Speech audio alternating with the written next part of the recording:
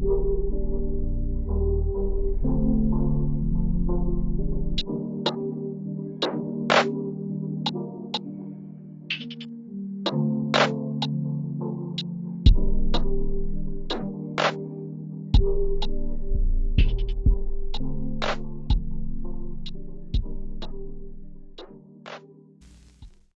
and so I wasn't here over the weekend. I was in Montreal. I'm so glad to be back because I saw a few too many Habs logos, even though they suck. I don't know. I guess those fans are committed. Good for them. But I didn't get to watch as much of the playoffs as I was hoping for. So I want to kind of lean on you to tell me what's going on.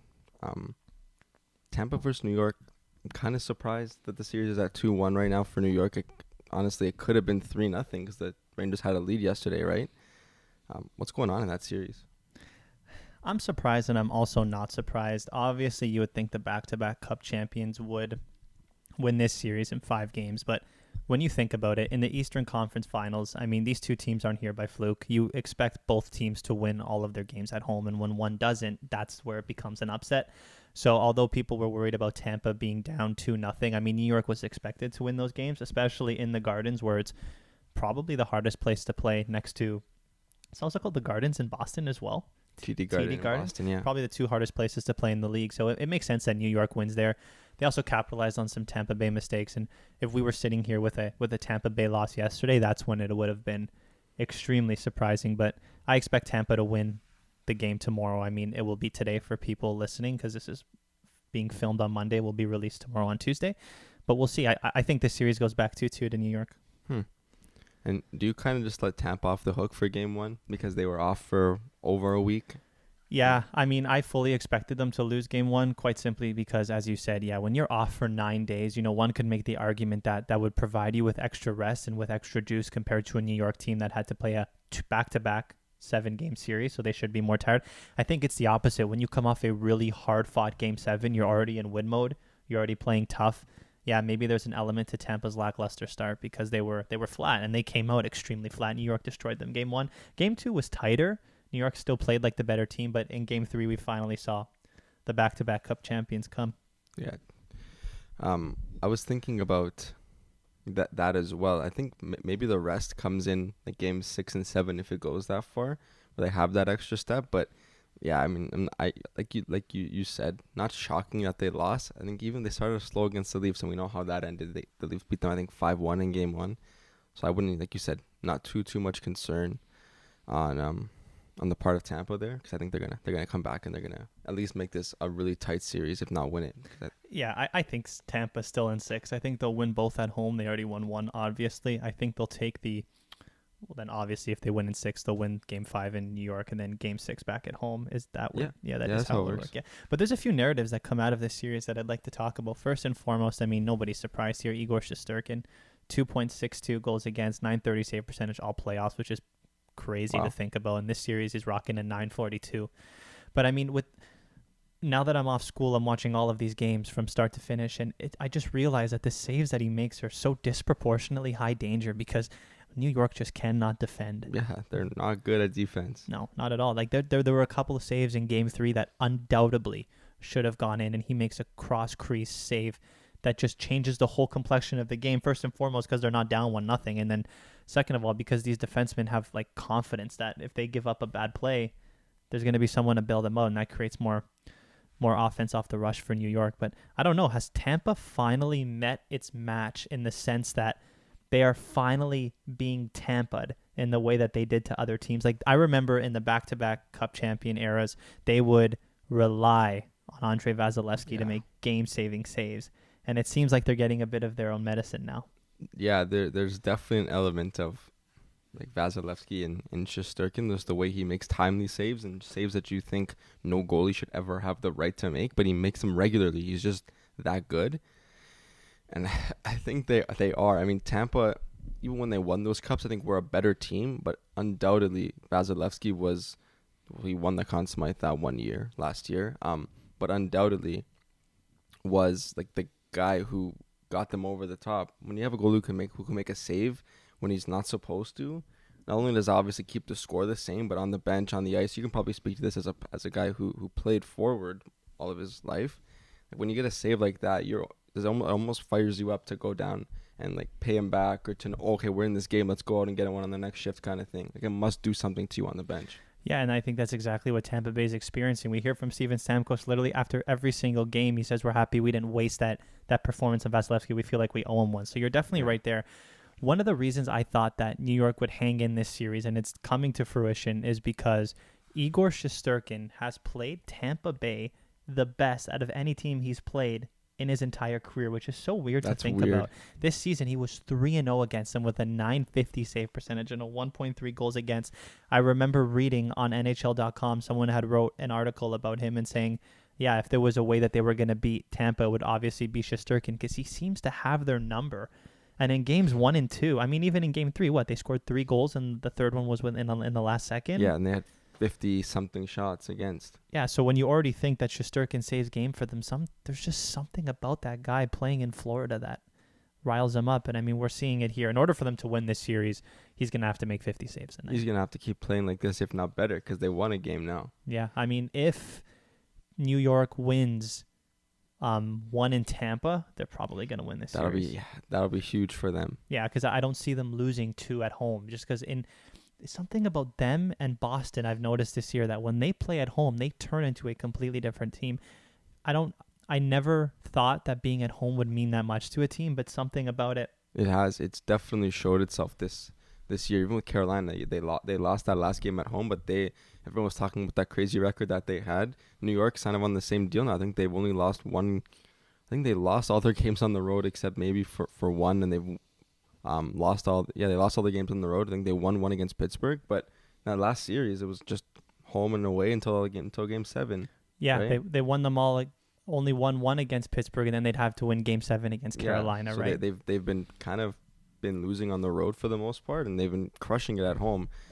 Maybe I wonder if that's maybe like fans being back in the building for real this time. I know last year the American cities had fans sort of starting to come in, but especially in a city like New York where there hasn't been that much playoff excitement over the past couple of years, maybe now there's something about those fans that are just injecting some sort of confidence, some sort of swagger into this team, because they play like it. Yeah. They play like they are even more confident. They're the best versions of themselves at home. And I mean, hey, you fought all regular season to get home ice. Good for you for using it. Yeah, no, you're completely correct. So as we move on, I think the 3 reasons that New York is doing well in this series, or not doing well, but they're not giving up their games at home, which they should, is first and foremost, we already talked about Shesterkin. Number 2 is the power play, which we'll talk about soon. But the third one, a little bit underrated, I want to talk about is, and I'm sorry, I pronounce names so poorly, but Philip Hedl and the kid line.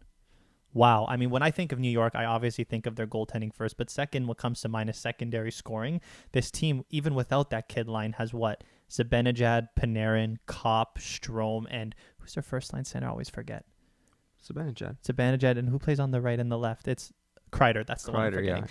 Insane secondary scoring off that first line, and now you add this line that's starting to play well. No wonder they're scoring in bunches, even against, like you said, the Conn Smythe winner of last year. Yeah, it's this team. This is honestly such a good coming out party for this group of kids, because a lot of the talk, and undeservedly so, has been, and we talked about this a couple episodes ago, maybe a handful of episodes ago, is first or second overall picks being called busts 2 years into their career. Mm-hmm. People are talking about Lafreniere as a bust. People are talking about Capo Caco as a bust.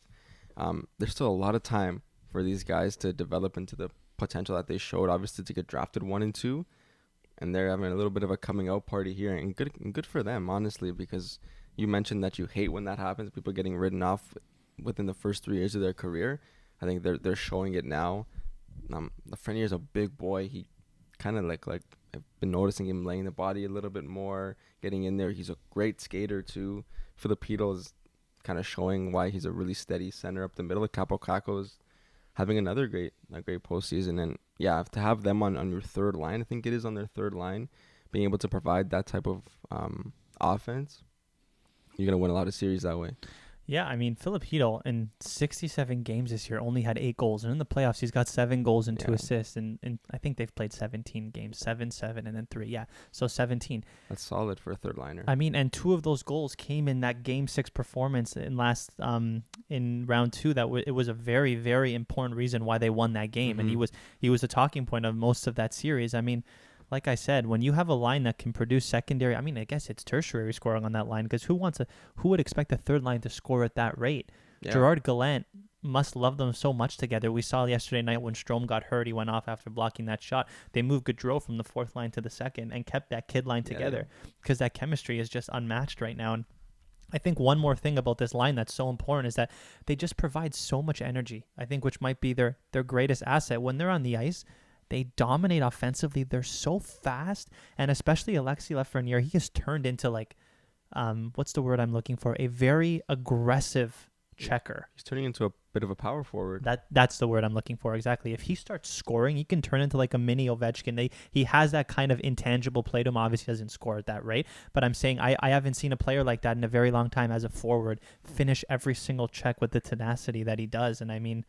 if this kid starts scoring, New York's going to be solid for a very long time. Yeah, absolutely. I mean, I remember when he was in the World Juniors. You told we were this is a couple years ago now. You said he reminded you of McKinnon, just the way he's very powerful. He has a great shot. Obviously, different positions, but those characteristics are starting to shine through. He's still so young. When is he, like 20 or 21 or something like that?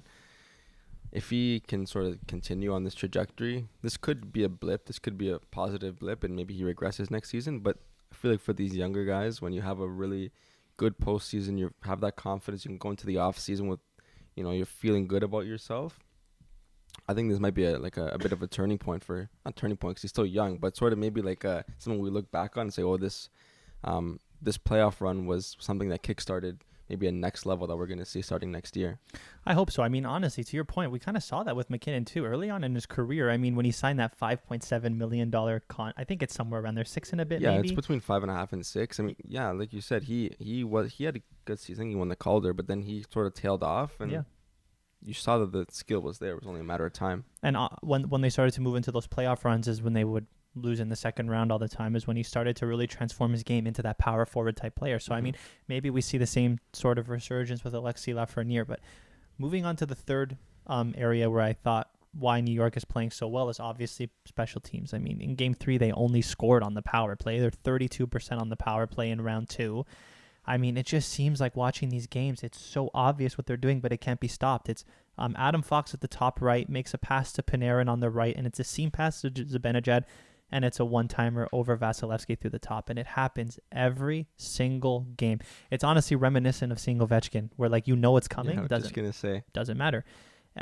I mean, it seems like the keys for Tampa, I mean, it seems trivial, but it's to keep the Rangers off the power play, and one of the reasons why I think this might be overlooked is because, I mean, Tampa came off a series where they played maybe the worst performing power play team ever in the playoffs, right? So maybe there's something about them that, I don't know, maybe has some extra confidence about not worrying about going on the penalty kill, and it seems like New York is making them pay for that.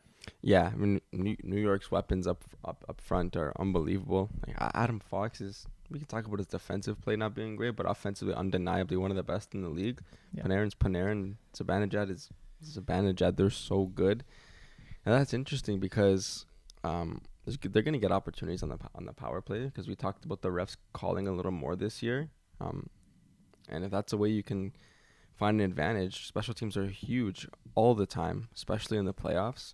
So good on them for taking advantage. I will have to imagine that Tampa tries to make some adjustments, but if it is an OV kind of thing where you make all the adjustments you want, if you have that many weapons, you're going to still find ways to score. So it'll be kind of interesting to keep an eye on that moving forward.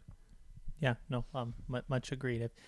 There's just one of the reasons why this playoffs Eastern Conference Finals has been so exciting to me is because, like I said, all these narratives that come out. And another one is, like you said, Adam Fox. I mean, most points among defensemen in the playoffs. I mean, granted, Makar does have 5 less games played, but Adam Fox is, I mean, cementing himself as, I think, a top 3 defenseman in the league after this performance. I mean, we saw him come out of nowhere last year and win the Norris. This year backed it up with another great season, but got kind of outshone by Makar and Yossi, and people started to wonder whether, he's really that top 2 defenseman that everyone thought. But, man, he's showing up in the biggest moments. What have you seen from him? Yeah, I've seen a guy who's just really, really creative offensively. He's a really great passer of the puck. He's there's something I think to be said about like defensemen who can get their shots through. I know it sounds trivial because guys are gonna try and block every shot, but his shots always find a way through. They're very tippable in front. Chris Kreider scored how many of his goals from tips from the point on that power play? Yep. He's incredible. Great skater too. New York found a gem. Well, everyone knew he was good, but they were able to scoop him up, and good on them.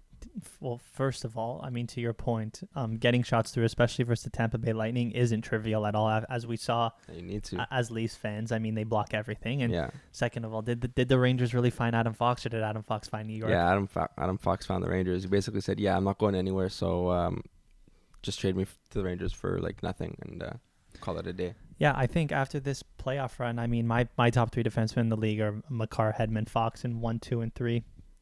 I mean, it's hot because I know people love Roman Yossi, but seeing what Adam Fox is doing in the biggest moments, I mean, Yeah, it's hard to argue against that top three. Yossi's obviously had a great year. If you're talking about this season, he's definitely in your top three. But if you're Yes. talking starting next season, who do I want? Yossi's in his 30s. Adam Fox just entering his prime.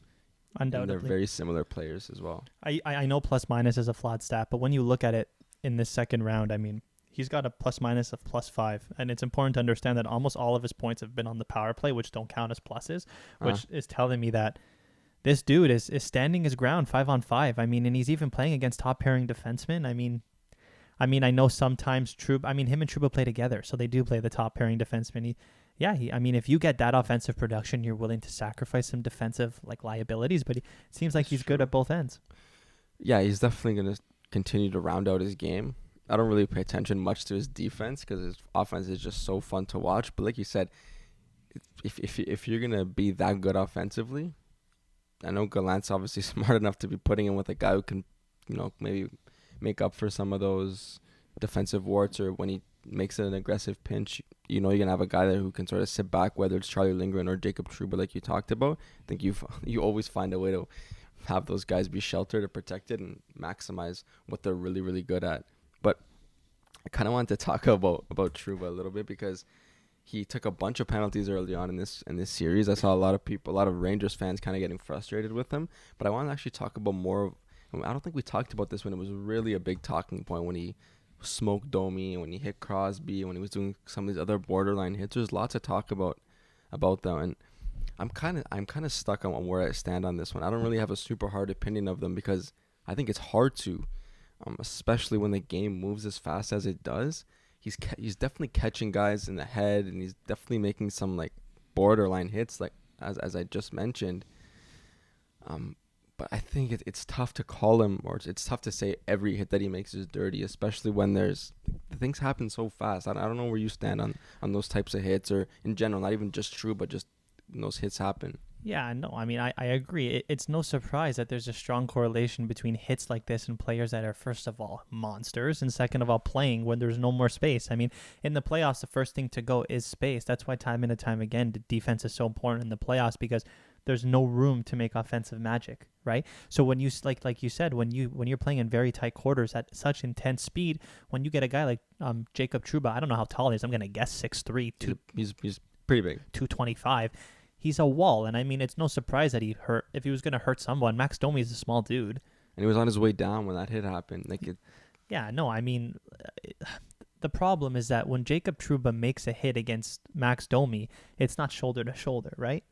Yeah, he can do everything in his power, but just the outcome is terrible. We're not trying to take away from that. Like, he definitely was hurt.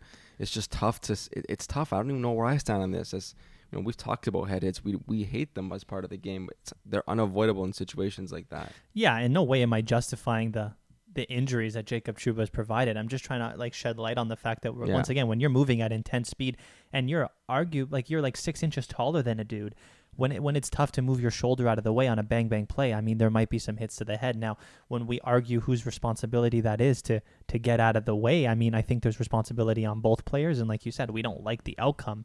But yeah, at those speeds, I can see why those types of hits are more prevalent in the playoffs. Yeah, and and there's not many guys who will make a hit like that anymore. So when they happen, it's a bigger deal than maybe it used to be, and rightfully so. We don't want people getting hurt.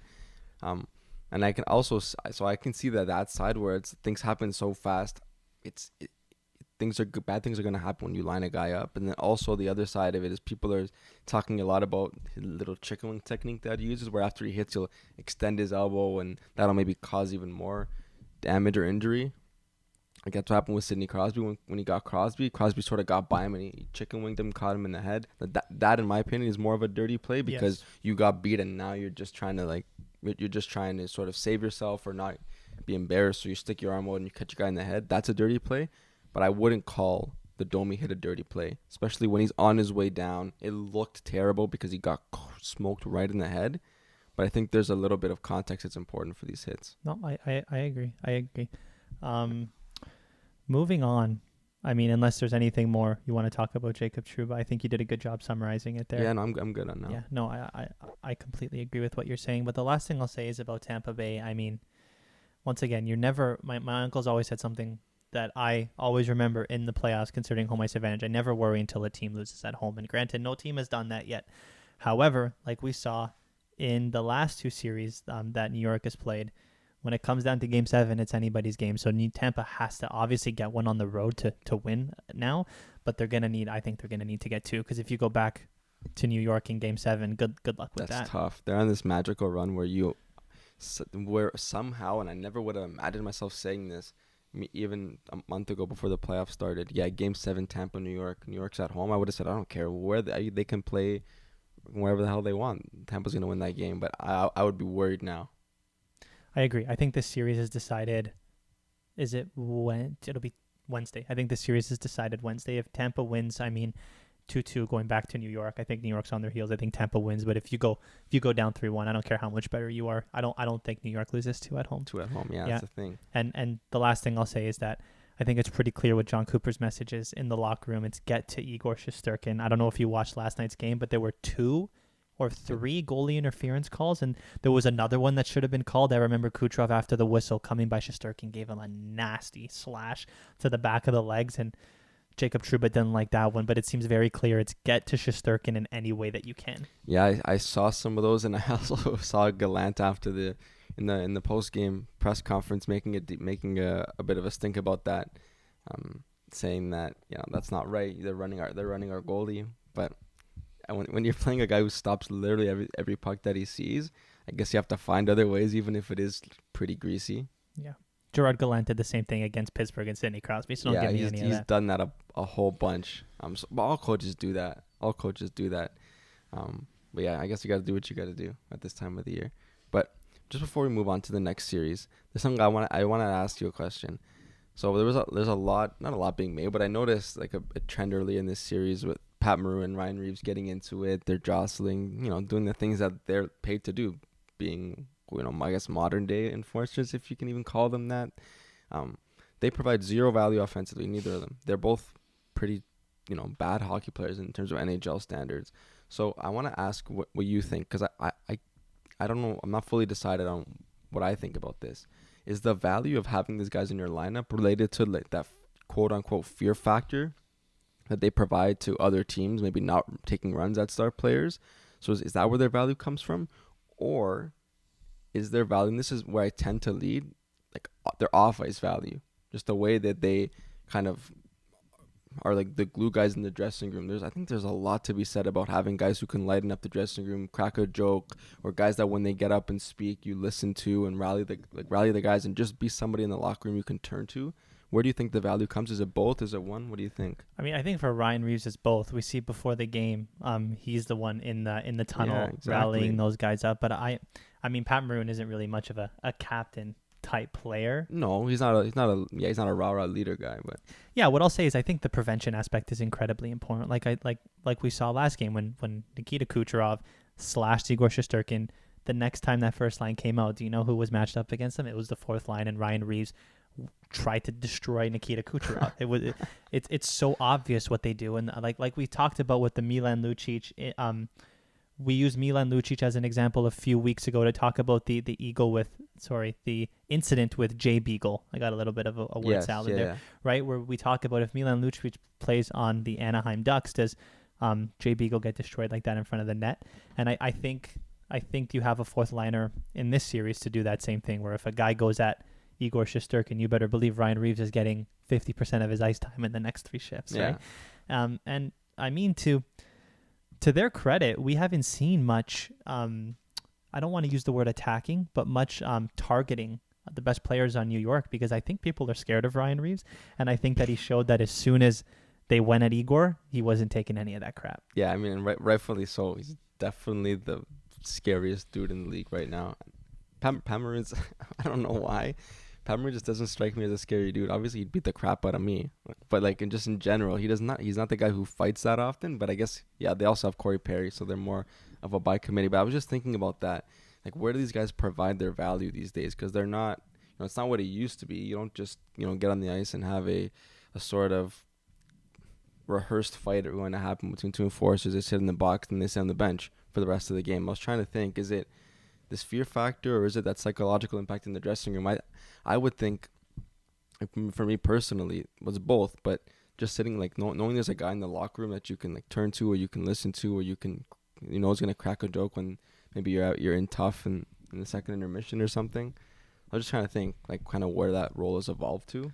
Yeah, no, I mean, you're right about that, but not every fourth liner is that type of, like, joke cracker. No, but I mean, but them two specifically, they have a reputation for being that, so I'm just trying to think, and it's not, I don't think it's a coincidence that these good teams have this guy. It doesn't really seem to make sense from, like, an on-ice, pure sort of strategy perspective, let's say, when you're trying to score more goals than the other team, but they definitely have their place because these two teams both have a guy who's dedicated to do that. Oh, without a doubt. I think both what you're saying are both of them are true. Yeah. I mean, the last thing I'll say too is that the players that we've seen been getting hurt pretty hard in this series, Max Domi, Sidney Crosby, Rickard Rakell, all come from teams that are really devoid of those types of players, right? We're not seeing anyone on New York get destroyed. And I mean, while that might be, some form of coincidence, I don't think it's a surprise that no one's taking a run at other players when they know Ryan Reeves is going to come beat the crap out of them, right? And whether that is right or wrong is an argument for a different day. But to answer the question about value, I think the fear factor is important. And even Trouba, I don't know, does Trouba make those types of big booming hits if he doesn't have Ryan Reeves to sort of protect him? Exactly. Probably not. Yeah, I wonder.